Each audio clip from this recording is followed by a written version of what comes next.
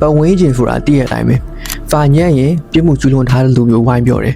ဖာဝန်းပွဲကြရင်လူညံ့တယောက်လို့တတ်မှတ်တယ်ဖာဝန်းပွဲအောင်လို့အမှတ်မကောင်းရင်အမှတ်ကောင်းတဲ့လူလည်းရှင်တယ်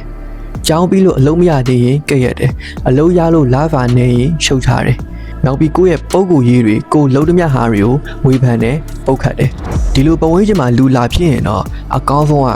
ခယူးမဖိုက်ဖို့ပဲလုံးဝခယူးဖိုက်ပြမလို့လာမင်းကိုခွေးဟောက်တယ်လို့ဖြစ်နေဖို့ပဲလိုတယ်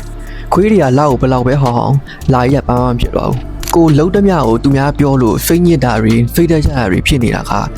အဲ့ဒါပတ်ဝန်းကျင်စကားပေါ်ခံစားချက်တွေထားနေလို့ပဲသူတို့တွေကဘဝတစ်ချောင်းလုံးသူများတွေလိုလိုက်ပြောနေနေပဲအခြေဒီကုန်နေတာဒီလိုလူတွေရဲ့စကားတွေကိုကျွန်တော်တို့ခေါင်းထဲထည့်ရင်ကျွန်တော်တို့အမိုက်တောင်းဖြစ်သွားလိမ့်မယ်ဆိုတော့အမိုက်တွေပေါ်မှာခံစားချက်တွေမထားပါနဲ့လုံးပြရှိတာလို့အနောက်ရှက်တွေမရှိပဲလုံးလို့မရပါပဲအနောက်ရှက်တွေကိုခယူးမဖိုက်ပဲနေတော့လုံးလို့ရတယ်ရလက်ကောင်းတွေထွက်လာဖို့အတွက်ဖိတ်ရှိဖို့ပဲလိုတာ